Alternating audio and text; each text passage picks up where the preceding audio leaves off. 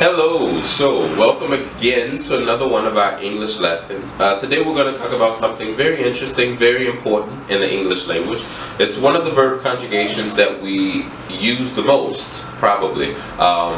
We use it a lot in the news, we use it a lot in our everyday conversations, and we use it just in general to give people updates about our lives. So these are the three ways that you can almost begin to identify when to use this verb conjugation, which is the present perfect, properly in English. Okay, so today in our lesson we're going to talk about the present perfect in three parts. We're going to talk about what is the present perfect, how do we define the present perfect. The second part is going to be dedicated to how to identify the structure of the present perfect, how you can use the present perfect adequately, and how you can identify certain structures by either listening to them or seeing them written, and how this can help you to verbally reproduce these things or to create these sentences in your everyday speech.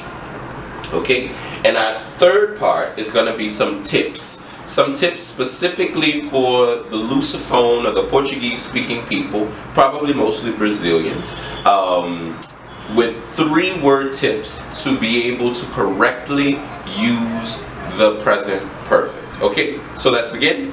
Our first part is the definition of the present perfect. So, the present perfect is an action that happened in the past but affects or has a relationship to the present. Okay, so what exactly does this mean? We can see with our example here, we can see that Bill is looking for his keys.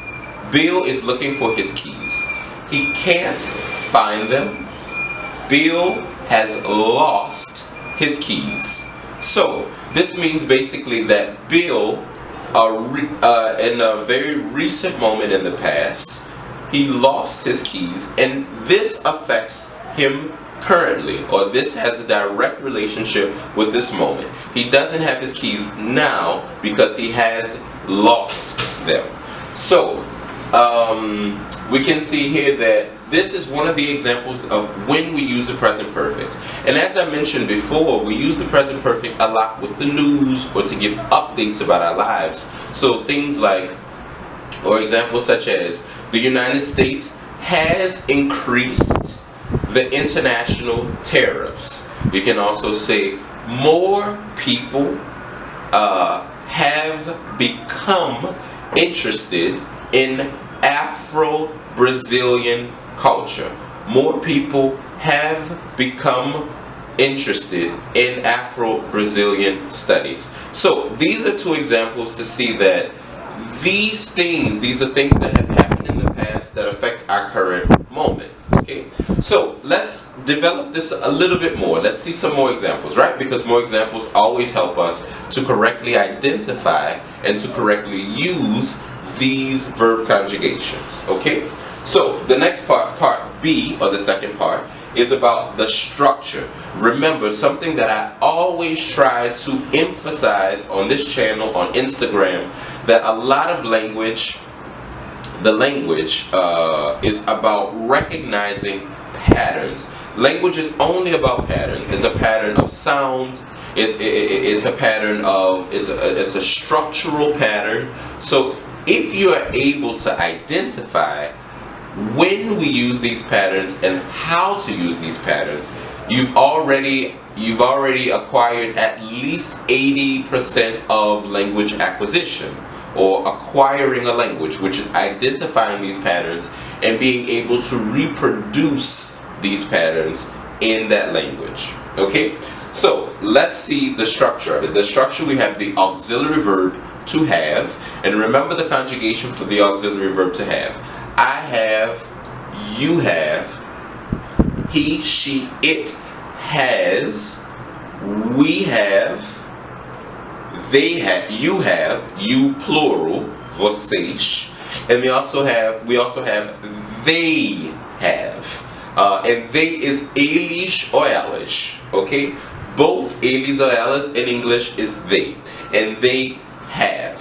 So we have this first part, and then we have our past participle. For those of we haven't officially studied the past participle on this channel.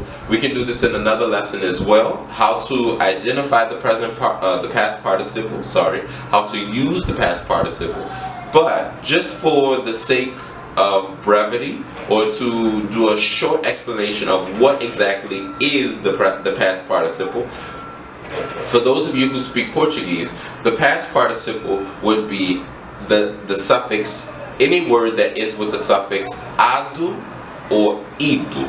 Okay? So we have words such as terminado, comido, andado, caminhado. These are all examples of the past participle in Portuguese, and in English, this suffix would be ed. So any word such as walked, talked, listened, these are regular verbs these are regular past participle verbs, okay? We also have irregular past participle verbs, words such as been, done. These are examples of the past participles, and these typically are the same in Portuguese as well. For example, done is feito, and been is sido, and in some cases in Portuguese it can also be estado, right? So let's see some examples here. We have the first example. They have been to New Orleans. We see here that we have been, which is the past participle of the verb to be, and we have our auxiliary verb have. In Portuguese, this would be eles já estiveram em Nova Orleans. The next one we have Beyonce has released a new album. Beyonce has released a new album. Remember, to release in Portuguese is the verb lançar.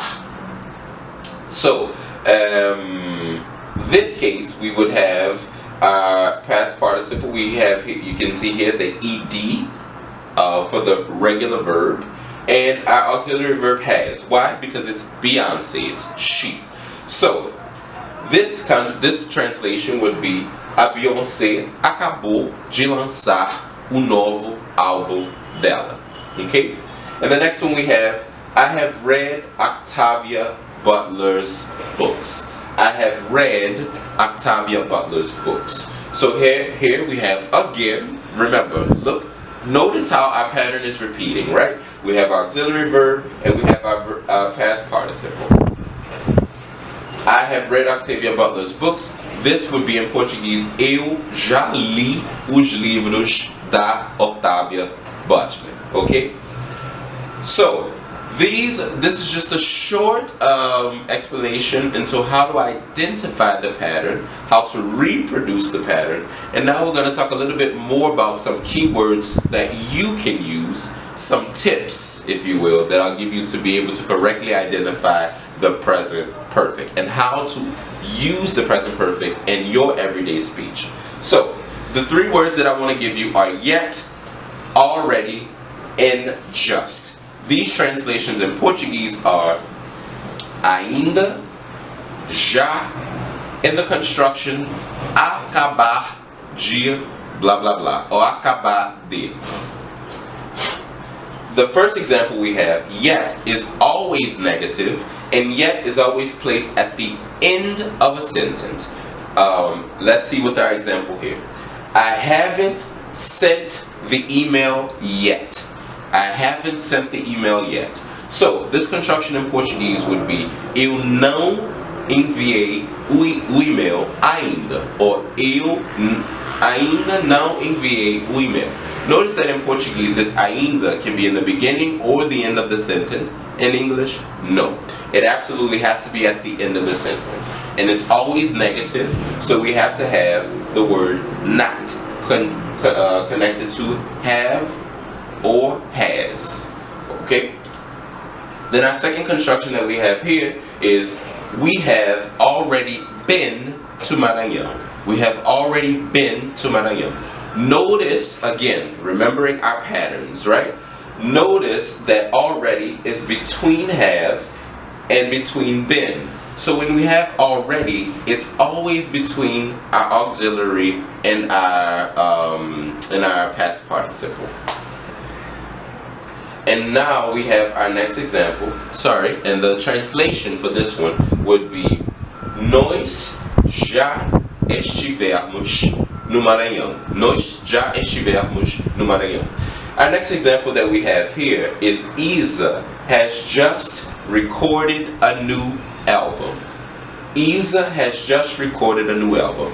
Notice that with just also comes between the auxiliary and the past participle. And there you go. Those are some examples of how to correctly use the present perfect and some tips about how to use them.